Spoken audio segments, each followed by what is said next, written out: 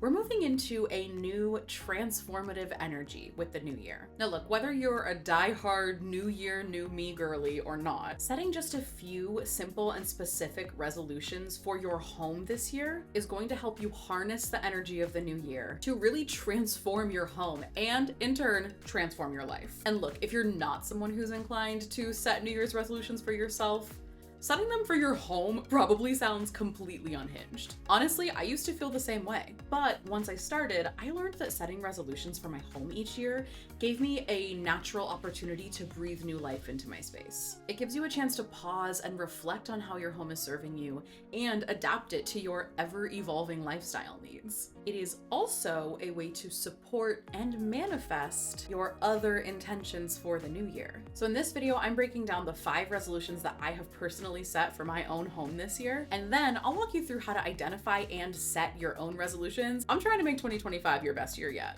Let's jump right in with my first resolution. I used to hate thrifting until I realized I was doing it wrong. If you are anything like I was, then literally just the word thrift store probably conjures up images of wobbly, mismatched furniture and cat hair covered couches. Literally just passing by my local Goodwill brings me right back to my college days, and not in a nostalgic way. It's more like a 5 people sharing one bathroom and also there's cockroaches kind of way.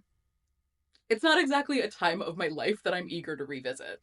And so creating a home that felt really intentional seemed absolutely impossible to me when I was limited to like whatever busted set of nightstands my local thrift store happened to have on the sales floor that day. And look, I love numbing out to furniture flipping TikToks just as much as the next guy, but I absolutely do not have the time, energy, knowledge, skill set, budget, or frankly, workshop space that it requires to commit to that kind of DIY life. But here's the problem. I am also so sick of mass-produced, particle board, literally designed to fall apart in a couple of years fast furniture.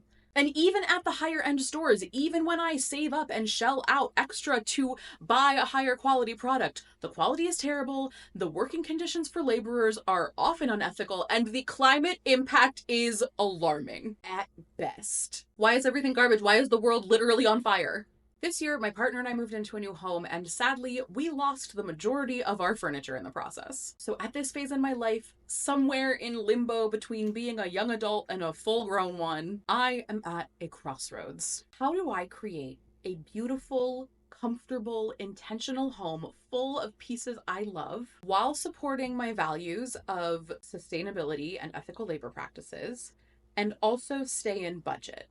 Then we found this dresser on Facebook Marketplace, and I realized I have been doing it all wrong. See, I had been letting the thrift store make the decision for me instead of having a really clear vision of what I was looking for and then actually allowing myself the time I needed to find it. Turns out the secret about how to thrift an intentional home is to be really intentional in your thrifting. Who knew?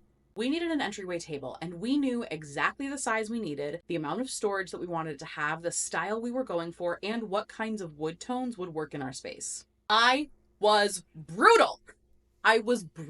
Any piece that did not check every single box on that list was an easy no for me. We probably considered easily 50 other dressers before finding this one, but having a vision and giving myself the time I needed to find the right piece changed everything. And that is why this year, my first resolution is to get serious about thrifting to furnish and decorate my home. And bonus, by getting really intentional about what items I thrift and how I thrift them, I'm going to be able to stretch my budget for new items even further. That means when we do decide to buy something new, we can invest in higher quality, more sustainable pieces from brands we trust to further align with our values, which helps us create a home we love without the compromise. And speaking of compromise, is there a space in your home that you use every single day, but it just feels kind of meh? Maybe it's a mudroom or a garage or like a laundry room. Maybe it's a tiny desk quietly shoved into the back of a bedroom corner, just hoping that no one notices it when guests arrive. These are utilitarian spaces, right? Designed for function, not form. And I think when it comes to designing our homes, we have a tendency to overlook these areas in favor of flashier spaces like living rooms and dining rooms and entryways. But adding a touch of design to a functional space can make a big difference. For me, it was this tiny galley kitchen. Like, it was fine. It worked well enough, but honestly, it didn't have enough storage and it wasn't like pleasant to be in. So we tackled a few small DIYs to improve the storage and then gave it some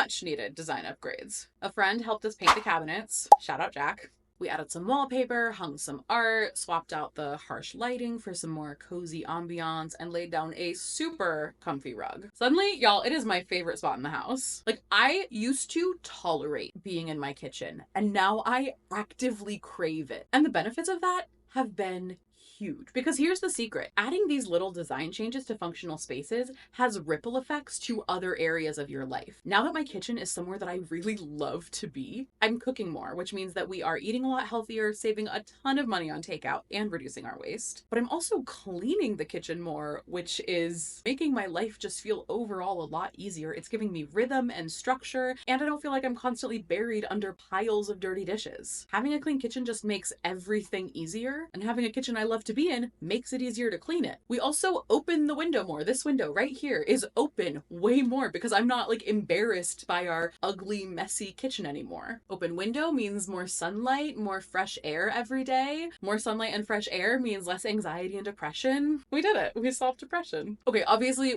I didn't just cure my anxiety by painting the kitchen, but it honestly had never occurred to me that giving our kitchen this makeover would have any benefits beyond just having a better looking kitchen. But it has been so revolutionary for me that this year I'm taking that lesson and I'm applying it to my New Year's resolutions. That's why my second resolution this year is to identify and redesign another utilitarian space. And honestly, I don't know which space it's going to be yet. I'm kind of thinking the home office, but I'm kind of also thinking our crawl space. I don't know, maybe she deserves to be cute.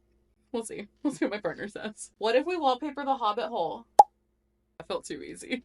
Okay, moving on. If you have a goal or a vision for your life, but your home isn't set up to support it, then that vision kind of doesn't matter. And that is what this next resolution is all about for me. I am someone who deeply values community. I want my home to feel like an anchor in the storm for people, a place where my friends can gather, connect, and recharge together. And when I picture what that looks like for me, I think about everything from elaborately planned parties to weekly community meals to down and dirty, like last minute, who's bringing the pizza kind of game nights. I also really want my space to be somewhere where my friends can drop in uninvited and unannounced. And the problem is that my house is absolutely not set up for that right now. It doesn't feel warm or inviting or frankly even really that comfortable. Don't get me wrong, she cleans up nice, but lately she's just kind of in this constant chaos, just a revolving door of moving boxes and broken furniture and donation bins. And so hosting anyone, even my literal best friends who I'm not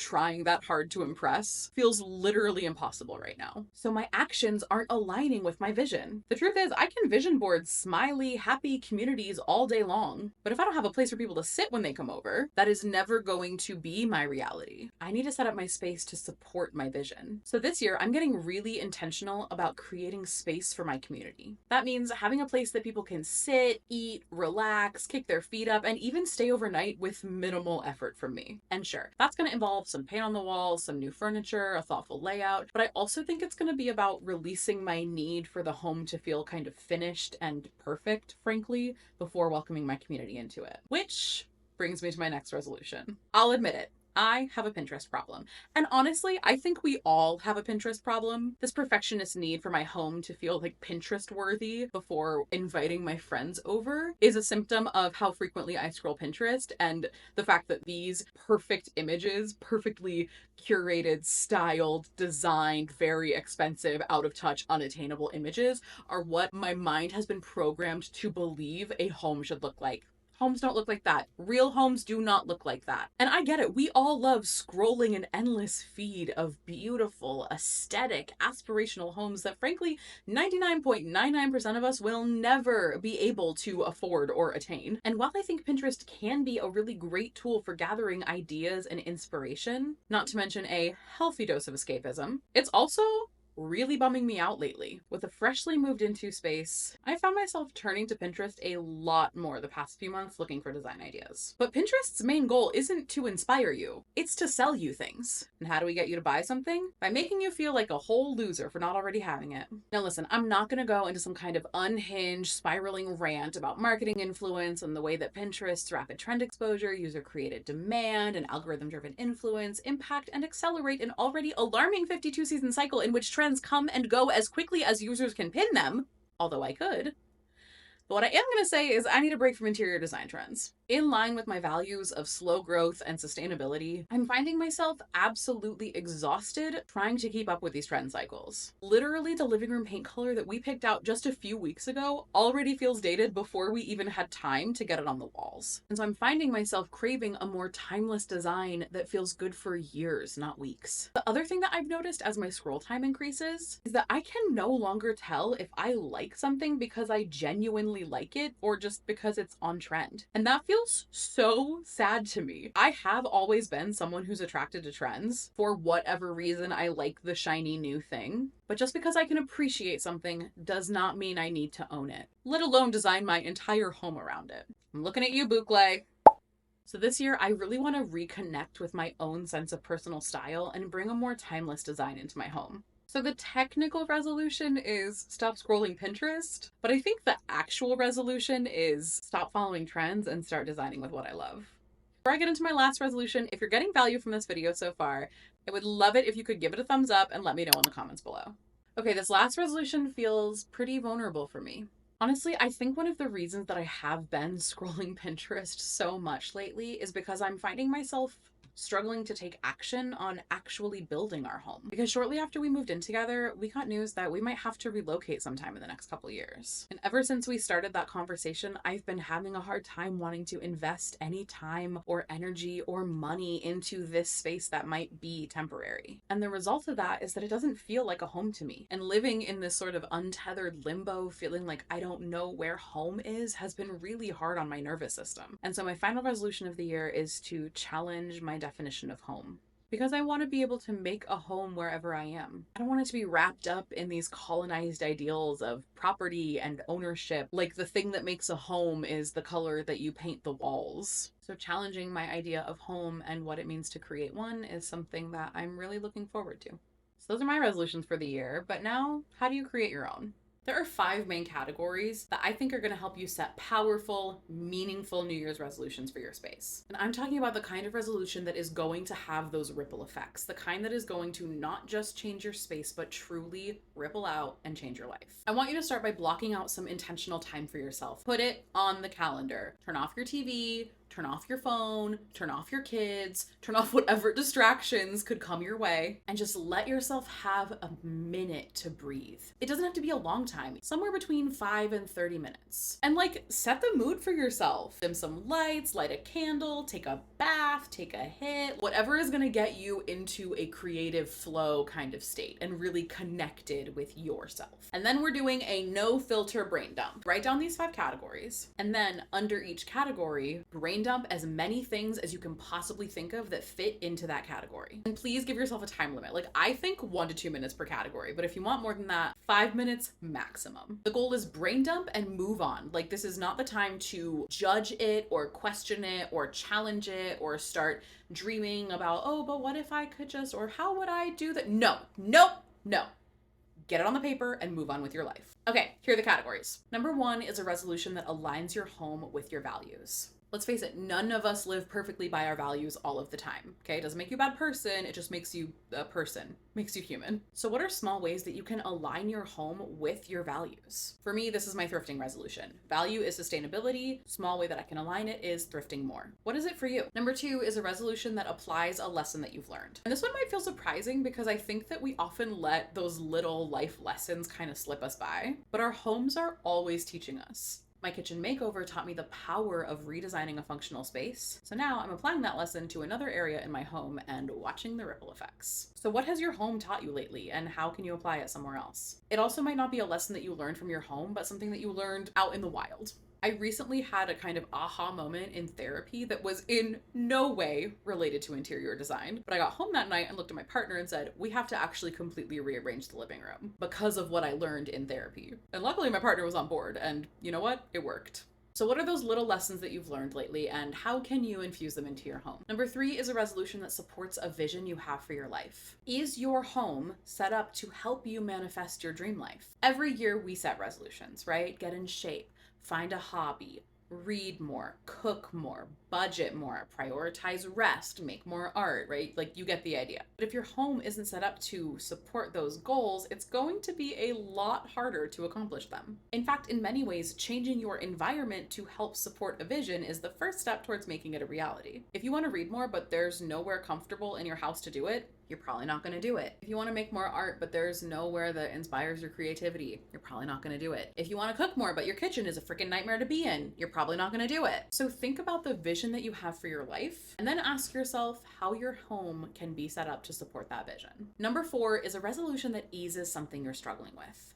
Home should be a place of ease, not stress. I have been struggling with information overload and overstimulation and the pressure of trend cycles and trying to keep up with the Joneses. So I want my home to ease those struggles, not reinforce them. What is something that you've been struggling with lately? And what can you do in your home to bring yourself just a little bit more peace? Number 5 is a resolution that helps ground your nervous system. Good design should feel grounding. Can you identify the main stressors that are taxing your nervous system? For me, it was that feeling of being in limbo with a possible relocation and not feeling like I could invest into building this home if it was going to be temporary.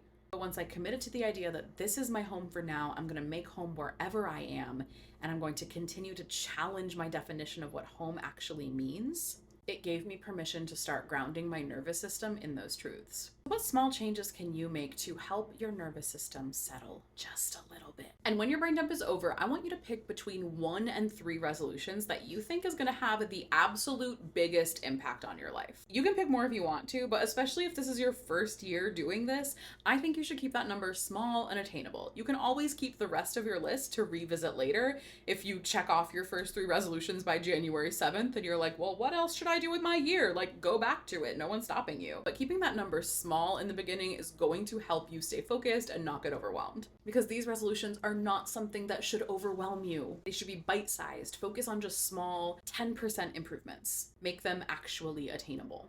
I know that all of these like extreme makeover videos and stuff make us think that in order for change to matter, it has to be a complete transformation, and that's not the case. Focus on small, bite-sized changes and 10% improvements.